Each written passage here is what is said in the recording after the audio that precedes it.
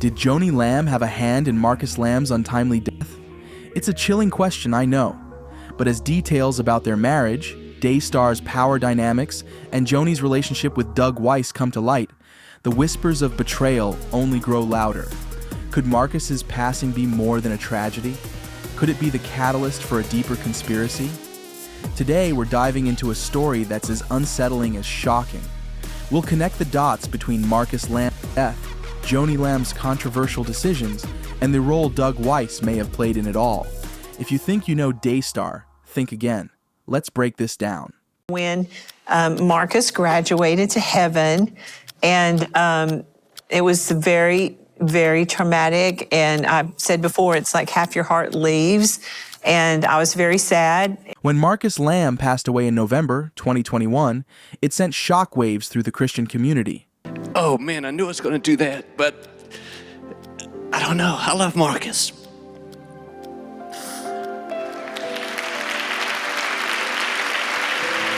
His death was attributed to COVID-19 complications, but whispers of something darker began almost immediately. Marcus wasn't just the co-founder of Daystar. He was the man at the helm, managing the network's finances and operations with a firm hand. For years, he and Joanie had worked side by side, but insiders say cracks were beginning to show.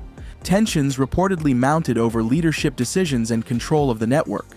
And then there's Doug Weiss, a counselor who, some claim, gained a concerning amount of influence over Joanie after Marcus's death. Just 2 months after Marcus's passing, Doug filed for divorce from his wife of over 30 years, and the timing immediately raised eyebrows. Reports suggest that Joanie and Doug's relationship began to intensify during this time, with sources alleging that the two had already started discussing their future together before Doug's divorce was finalized. Was Marcus's death purely circumstantial, or was it the first domino in a calculated plan? The controversies don't stop there. Jonathan and Susie Lamb, Marcus and Joanie's son and daughter-in-law, have brought forth disturbing allegations of abuse involving their 9-year-old daughter. They claim the abuser, a trusted figure within Daystar referred to as Pete, acted with impunity. But here's the kicker. Instead of addressing these allegations head-on, the Lamb family's leadership has been accused of suppressing the truth. Pete's polygraph results were paraded on social media as proof of innocence. But let's be honest, polygraphs don't hold up in court. Critics, including former police officer Shane Winnings, have slammed these tests as unreliable. It's not a lie if you believe it, Winnings said, suggesting that the results prove nothing. Calls for a third-party investigation have been ignored, further fueling suspicions of a cover-up. Meanwhile, the refusal to cooperate with authorities has only added to the controversy. Doug Weiss's involvement in this story adds another layer of complexity. As a counselor specializing in marriage recovery and sexual addiction, his professional focus contrasts sharply with his personal actions. Divorce papers show that Doug initiated his separation from Lisa Weiss in January 2022, just weeks after Marcus's death. Documents and interviews suggest that Joanie was already a prominent figure in his life during this period. Critics argue that Doug and Joanie's relationship progressed too quickly, leaving little room for mourning or reflection. Joanie's decision to defend their union, citing prayer and consultation with ministry leaders, hasn't quieted the backlash. Instead, it has fueled speculation that their relationship may have been cultivated even before Marcus's passing. Is this a story of love and healing, or a rushed and questionable union that deepened the family divide? Adding to the intrigue are allegations tied to inappropriate communication between Joanie and Doug. In a leaked audio recording, Joanie addresses accusations that Doug had been sexting her shortly after Marcus's death. She strongly denies the claims, calling them a complete lie, and insists their relationship remained pure until marriage. However, the timing of their growing closeness and the whispers of emotional intimacy during Doug's divorce have led critics to question the nature of their connection. Joanie passionately defended Doug as a man of integrity, describing his love and support as unlike anything she had experienced before. Exactly. And when you come out of a deep, deep darkness, your joy and your happiness is different. And everybody sees that. And you measure it different, and it shows different because of the darkness that you've been through. Yeah. It comes out different, and you appreciate it more. Right. And he's never been loved by a woman like I've loved him. because he lived in a loveless marriage for so long.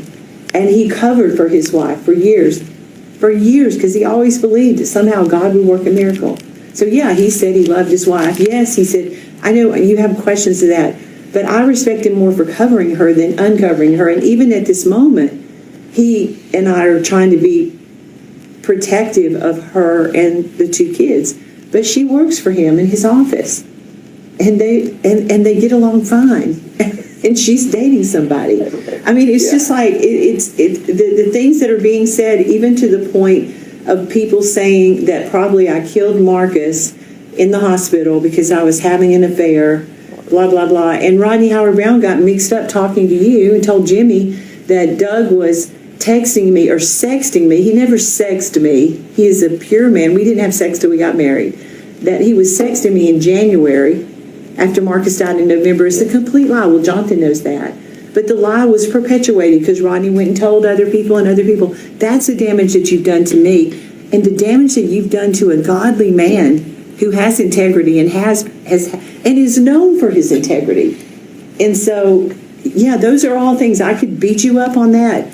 I'm willing to forgo all of that, knowing that you're human, that you might have believed things that weren't true. But I'm just telling you, as your mother, he is a good man. I've now lived with him for 5 months. There's not been one red flag. He's done nothing but love me and serve me and come alongside me and help me. And it's been very difficult for him to watch some of the things that have gone on over this last 5 months directed towards me.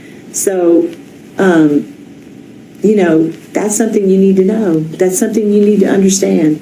And I know the Lord can show you that if you truly will just allow your heart to be open and say, you know what, God, I could be wrong about this. Did Joni Lamb and Doug Weiss's relationship truly start after Marcus Lamb's death? Or is there some truth to the allegations that their connection began earlier? Honestly, we may never know for sure. Joni has denied any impropriety, calling the accusations outright lies and defending her relationship with Doug as one guided by faith and godly principles. According to her, it's a story of 2 people finding hope and love after immense personal struggles. But the timeline, Marcus passed in November, Doug filed for divorce in January, and they were engaged just over a year later, feels fast to many. At the end of the day, so much of this remains speculative. Without a clear investigation, it's all a mix of rumors, denials, and personal perceptions. But this saga has exposed cracks within the Lamb family and raised tough questions about leadership at Daystar. These wounds, both personal and professional, will take time to heal if they ever can. So what do you think? Is this really a story of love and healing? Or is there something more going on? Are the rumors baseless? Or do they point to truths yet to be uncovered? Share your thoughts in the comments, and let's keep this conversation going. It's through these discussions that we hold our faith leaders accountable and seek the truth together.